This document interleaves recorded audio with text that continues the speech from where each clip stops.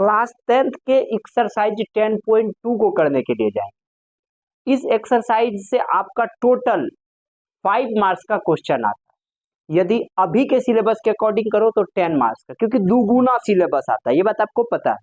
हम लोग 10.1 कर चुके हैं, 10.2 का 1 नंबर क्वेश्चन आज करने के लिए जा रहे हैं। इतना आसानी से बताएंगे, इतना आसानी से, जो आप 7 जन्म तक भूलने का कोशिश करोगे ना तब भी नहीं भूलोगे। चलिए हम लोग क्वेश्चन को करते, क्या करते। सबसे पहले हम लोग कहाँ पे बउआ, एक्सरसाइज 10.2 पे। कहाँ है, तो एक्सरसाइज 10.2 पे है, और इसके देखिए क्वेश्चन को करेंगे।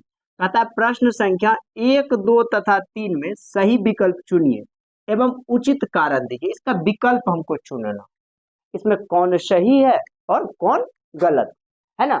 4 ऑप्शन रहेगा आपके पास, 3 गलत रहेगा, 1 सही रहेगा, है ना। तो पहला क्वेश्चन क्या था, कहता है एक बिंदु Q से, सवाल को पढ़ने के लिए समझिएगा, एक बिंदु Q से, मान लेते एक बिंदु है जिसका नाम है Q से एक वृत्त पर, एक वृत्त है, इस पर एक स्पर्श रेखा, वृत्त पर स्पर्श रेखा की लंबाई 24 सेंटीमीटर। यहां से एक स्पर्श रेखा खींचा गया जिसकी लंबाई कितना सेंटीमीटर है, 24 सेंटीमीटर, तथा Q की केंद्र से दूरी 25 सेंटीमीटर।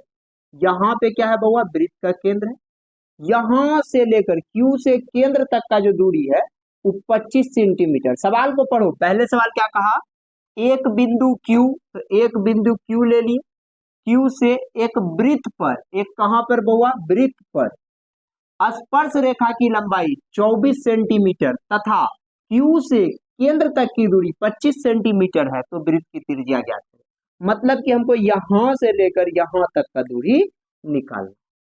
बात समझ में आ गया। और यहां से यहां तक की दूरी को हम लोग त्रिज्या कहते हैं, आर निकालना। अब आपको एक बात यहां समझना पड़ेगा, समझना यह पड़ेगा, जो यह आपको एक समकोण त्रिभुज नजर आ रहा है, ई इसका कर्ण हो गया, ई इसका लंब हो गया, और ई इसका आधार।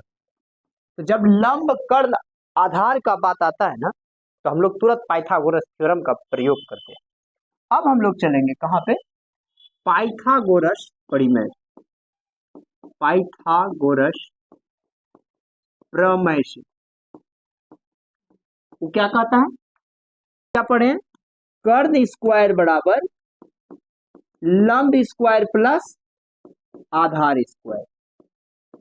पढ़े या नहीं पढ़े। अब यहां पे आप देखो, इस पाइथागोरस थ्योरम में कर्ण में क्या है, 25 है, तो 25 का स्क्वायर कर दो। लंब में कितना है, तो 24 है, तो 24 का स्क्वायर कर दो। आधार में कुछ नहीं है, तो कुछ नहीं, तो इसका नामकरण भी, इसका Q दे दो, इसका O दे दो, इसका P दे दो, कुछ भी नाम दे सकते हो, उसमें कोई मतलब नहीं है ना। तो 25 का स्क्वायर होगा 625, 24 का होगा 576 प्लस आधार का स्क्वायर। ठीक, ये 576 इधर आ गया, उधर बचा आधार का स्क्वायर। इसको घटाओगे ना बउआ, 49 हो जाएगा। बढ़िया से यदि घटाओ, पता है स्क्वायर इधर जब आता है तो रूट बन जाता है, बराबर आधा। पता है बउआ आधार, अब 49 को यदि वर्ग में करोगे ना तो 7 का स्क्वायर हो जाए, और स्क्वायर रूट से कट जाता है, पता है ना आपको। तो हम लोगों का इधर कितना बच जाएगा, 7, यानी कि आधार हम लोगों का कितना आ गया, 7। और आधार को ही हम लोग क्या कहें, त्रिज्या के, आधार को ही क्या कहें, त्रिज्या। तो त्रिज्या हम लोगों का कितना सेंटीमीटर हो गया, 7 सेंटीमीटर। देखिए ऑप्शन में कहीं पे है तो कहोगे सर 1 नंबर में, शायद यह क्वेश्चन आपको अच्छा से समझ में आ गया। हम लोग मिलते हैं नेक्स्ट क्वेश्चन को लेकर, तब तक के लिए बाय बाय, बंद कर दो।